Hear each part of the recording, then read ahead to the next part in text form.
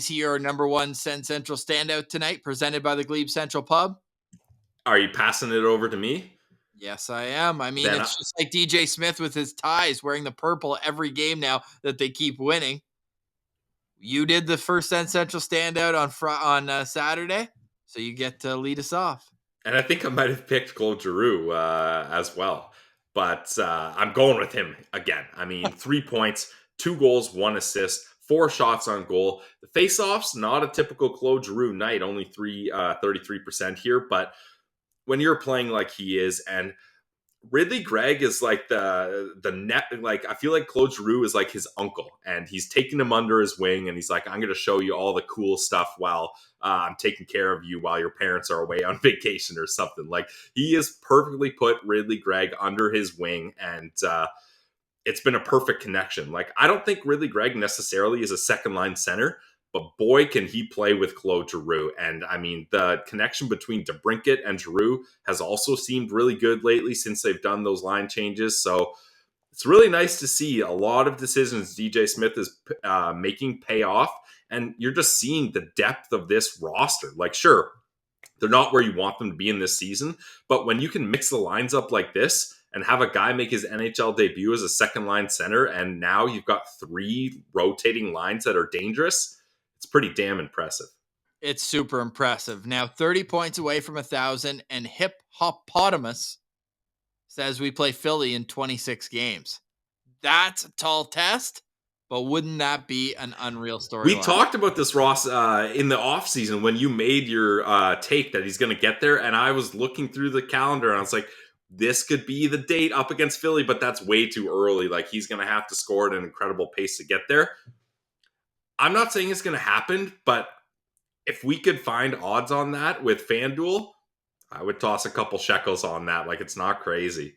It's not so crazy. It's just crazy enough that it might be a good call.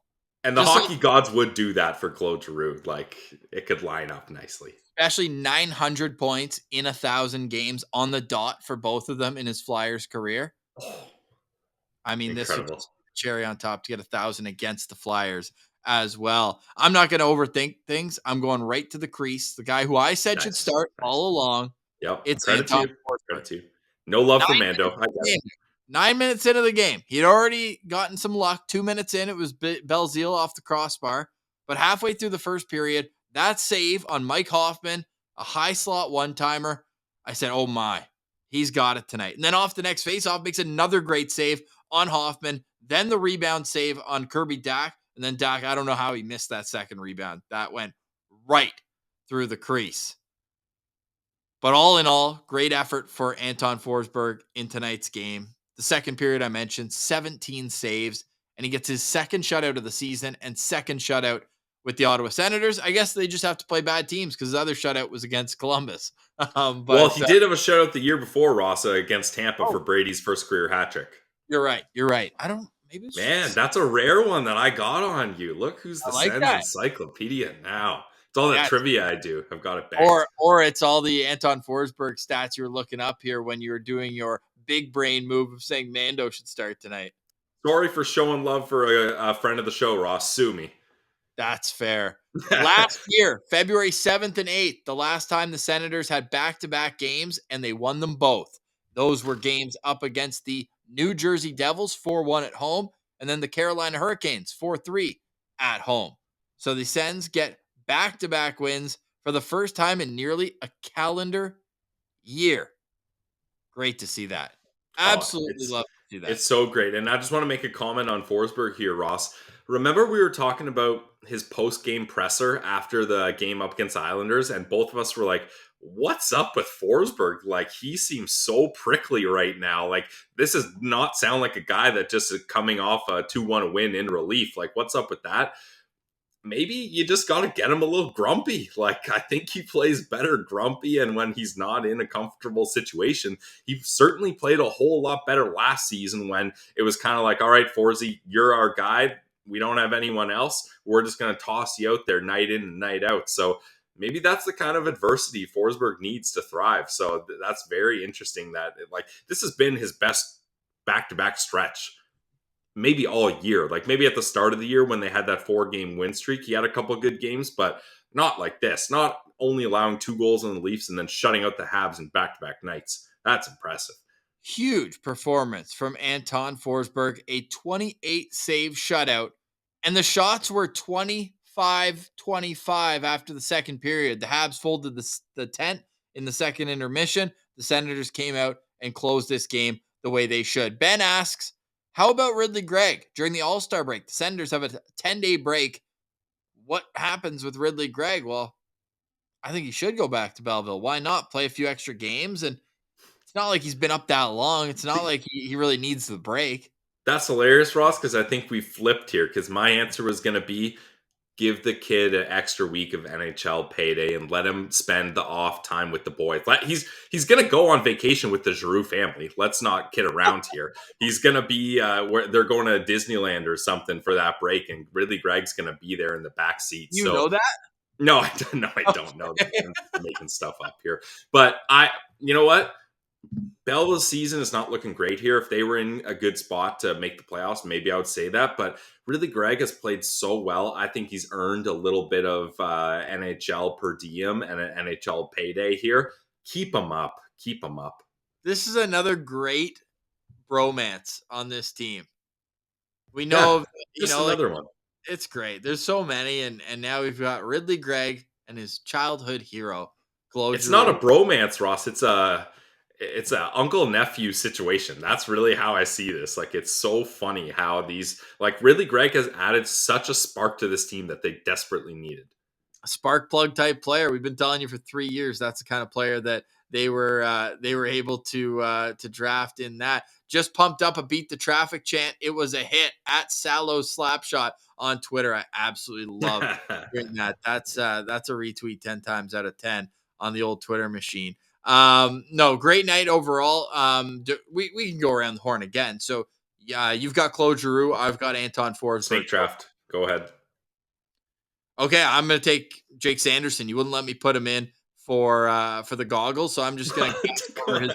I didn't say I wouldn't let you put him in. Come on. I'm just gonna gush over his performance on the defensive side. There was a play in the second period before this game was out of reach where he's just laying there flat with an active stick. He blocked 4 shots tonight. Like he was a mammoth player, both playing big in his own zone and playing light on his feet, transitioning the play through neutral ice. Gets that secondary assist. Sure, that's nice, but I think it was what he did away from the puck and defensively that super impressed me in tonight's game. Like the stat line looks great. 2 shots, 4 blocks, takeaway. And look at this again, Pilsy. The Senators are 3-0 in their last 3 games.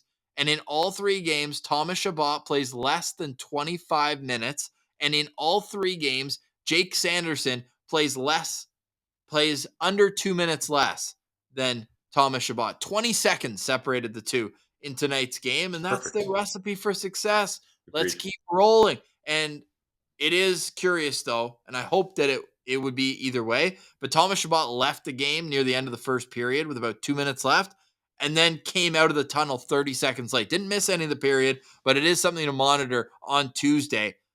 And then hopefully you hope that 10-day break deals with everything.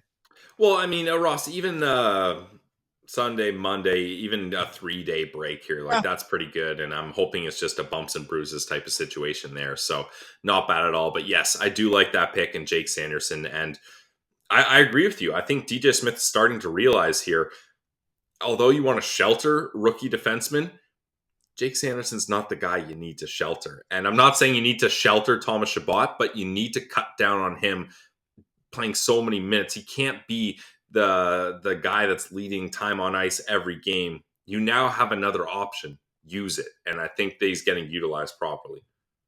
Who is your second Sens Central standout? I'm going to give it to the Cat. I mean, that goal was just really what I wanted to see. Every time we talked about DeBrincat, Ross, I mentioned it over and over. It's so nice to have a player that can go down the wing and just rip one past the goalie. And we've been waiting to see DeBrincat do that. And this time he has the confidence and he gets it. And he really needed it. You saw the frustration in Alex DeBrincat last game when he had a similar chance 2-on-1 and he rips it high and wide. you can't be doing that if you're him. Like, at the very least, you got to get a shot on net. So he snaps a stick on the bench. This time, he's got it figured out. A great shot. I believe it went blocker side on Montembeault. Like, that's what we need from Alex DeBrincat. And it's really Greg, the guy that's going in on the 2-on-1 for him. So I want to see him, like, really Greg draw enough attention that it opens up the shot for a sniper like Alex DeBrincat to have a clear lane. Because Ross, if you told me at FanDuel the odds for Alex DeBrincat beating Montembeault 1-on-1, I'm hitting that bet every single time. So that's what you want to see. I love it. Alex DeBrincat, meow. 11-1-1. I just wanted to say that again. Unreal when he scores.